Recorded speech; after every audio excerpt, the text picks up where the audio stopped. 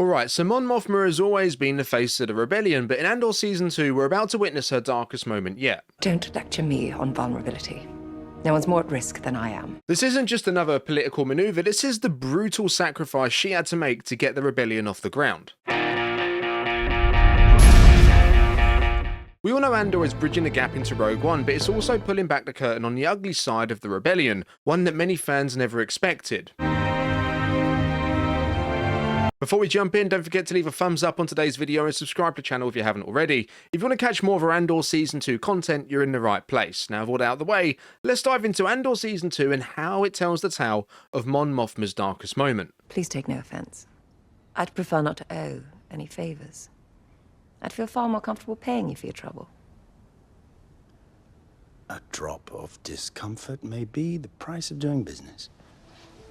Now, for anyone who needs to hear this, Mon Mothma has always been one of the most important figures of the rebellion, but she's not always been in the spotlight. Unlike frontline heroes like Luke Skywalker or even Admiral Akbar, her battles weren't fought with blasters or starships, they were fought with strategy, diplomacy and, as Andor has made pretty clear, sacrifice. She wasn't just some politician rebelling from a cushy Senate seat. There will be a fact-finding commission put in place this session.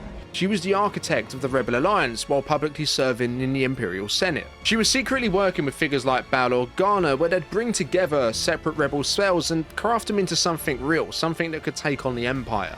But that double life came at a cost. She was trapped inside the very system she was trying to destroy, constantly under surveillance, forced to play along while quietly dismantling it from within. Season 1 pulled back the curtain on what that actually looked like, the political but also personal tightrope she was walking. Her husband, Perrin's father, was an Imperial loyalist, more interested in parties than politics. Her daughter, Leader, was fully embracing traditional Chandrillan customs, making her even harder to reach. And just when things couldn't get much worse, the Empire started digging into her finances, putting her in an impossible position. To keep rebel funding alive, she had to make shady deals with a corrupt banker, a decision that forced her to compromise her own moral beliefs. And this wasn't just some desperate gamble, it was a calculated sacrifice. What are we talking about? An introduction. But now in Andor Season 2, we're about to see her darkest moment yet, where she doesn't just risk her reputation, but makes the ultimate choice between the cause and her own family. Unlike Saw Gerrera, who's fully embraced extremism, Mon Mothma tried to hold on to her democratic ideals. But the truth is, even she wasn't immune to the brutal reality of war. Andor is showing us that the rebellion didn't just cost people their lives, it cost them everything. Now, if you remember back in Season 1, Mon Mothma knew the Empire was closing in. She was being watched constantly. Even her personal taxi driver was a spy.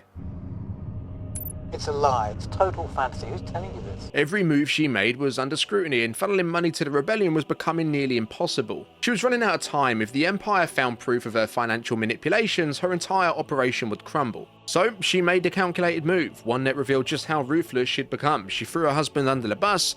During a ride home, fully aware a driver would report back, she staged a conversation, blaming her suspicious financial transactions on Perrin's gambling addiction. Whether she believed he really deserved this or not, she used him as a scapegoat to divert Imperial attention away from her. This wasn't just about deception, this was survival at this point, and this is where things took an even darker turn. Enter Davos Golden. I want no fee. Money means very little to me at this point. The corrupt Chandrillan banker, probably referred to on the streets as Big D, let's be real, he offered her a way to discreetly move funds, but there was a catch, a price, a meeting between his son and Mon's daughter Leader. Now, in traditional Chandrillan culture, that kind of meeting wasn't just casual, this was the first step toward an arranged marriage. But for Davos, this wasn't just about money, this was a way to legitimize his family name. And here's where Mon Mothma's nightmare got even worse. Let's just say she wasn't just mildly against it, she despised Chandrillan customs of old, like arranged marriages, but Leader, she was all for it. She fully embraced the old traditions, something Mon had spent her life rejecting. That put Mon in a devastating position. Was she sacrificing her daughter's future, or was she simply allowing her to follow her own path? Let's not forget, Mon Mothma herself was in an arranged marriage with Perrin, and she wasn't happy in it. Anyways, by the end of the season, Mon made the choice. She agreed to the arrangement, but it wasn't just about her daughter anymore. This was about ensuring the survival of the rebellion. But here's a real question. How far does that sacrifice go? We never hear about Perrin or Leader in any Star Wars stories beyond this point, so did they just abandon her? Or were they taken by the Empire once Mon Mothma fully jumped to the cause? Or was this just the beginning of the sacrifices she'd have to make? And this is where Andor Season 2 is about to push Mon Mothma into her darkest moment yet. So you'll probably remember, and we touched on this in the Andor Season 2 trailer breakdown, There's this one scene that keeps popping up throughout the footage, Mon Mothma at some kind of high-class event, a party drenched in gold lighting, almost looking like a moving oil painting. Now, at first glance, this just seems like another political gathering, but look closer. As Mon turns around, there's a look on her face that's completely out of place. Distress, unease, maybe even a tad of regret. And that's important because Mon Mothma is the kind of person who masks everything behind a composed, diplomatic smile. I'm afraid I won't be taking either of these pieces this morning. So what's actually happening here? Well, I think this is the aftermath of Leader's wedding to Davos Squadron's son. So this would be the exact moment Mon Mothma realises she's now crossed the line that she can't return from. Where she didn't just sacrifice her daughter's future, she gave up on her own values, something she's held on to her entire life. And you can see how this is breaking her. Later in the trailer, there's another shot. Mon dancing erratically, nothing like the controlled and measured woman we've always known. This isn't celebration, this is a woman unraveling. And then there's Davo. We see him at this event too, likely there to confirm their arrangement has been finalised, maybe even letting Mon know the money's secure. But here's where things get really interesting. It seems like director Krennic's there as well. Like, what's this bro doing here? We don't know for sure, but there's a chance he could have personal ties to the Mothma family, or maybe he's just good friends with Perrin. That wouldn't surprise me either.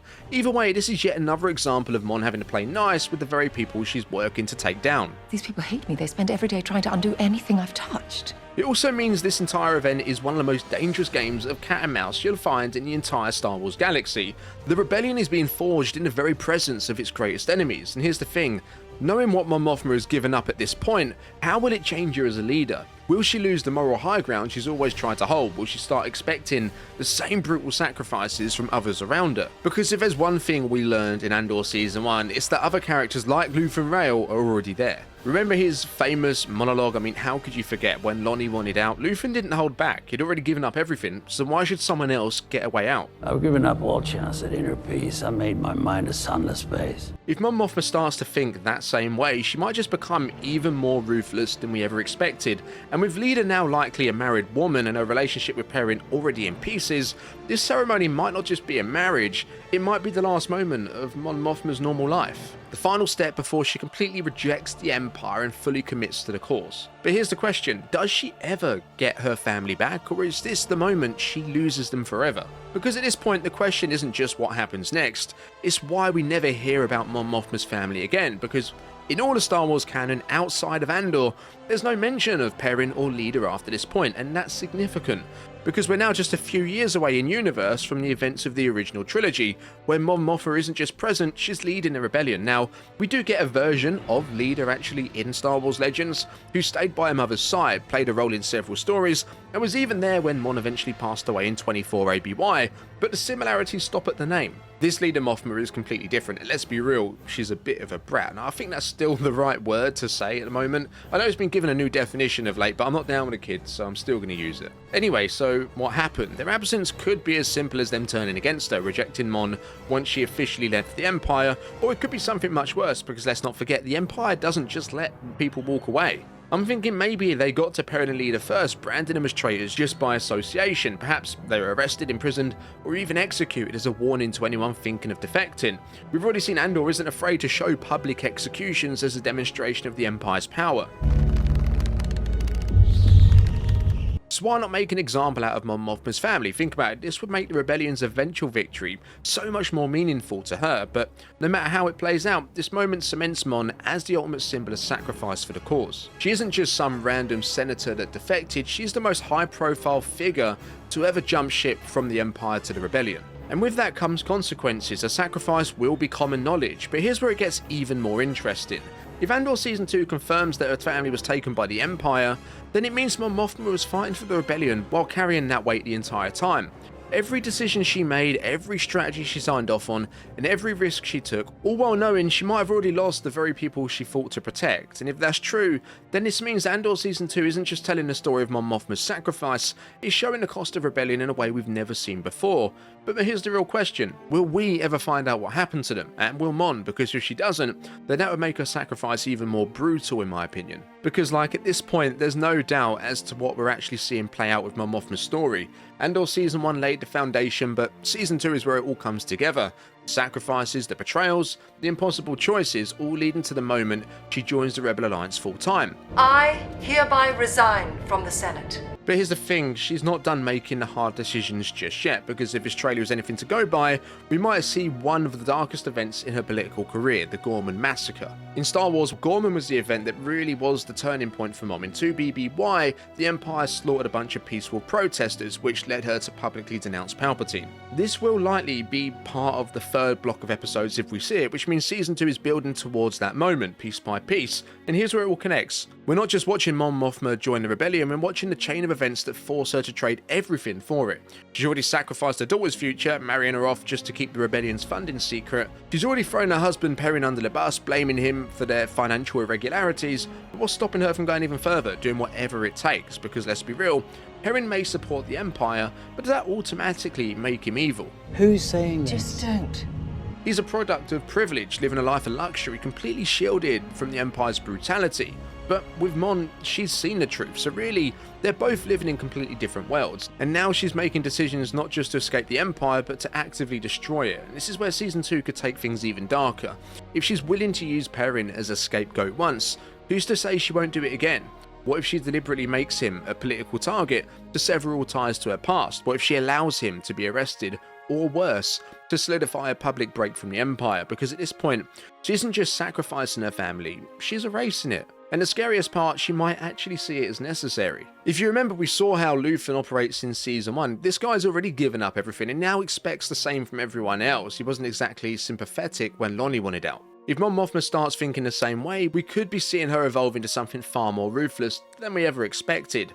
And with the rebellion growing and the war about to begin, how far will she go to ensure its success? Because at this point, it's no longer about choosing between her family and the rebellion. That choice has already been made. The real question is, what happens when there's nothing left to lose? So really, Mon Mothma's on a one-way path here. But what do you think happened to Perrin and Leader after she defected and joined the rebellion? As always, drop your thoughts, theories, and wilder speculations down in the comments below.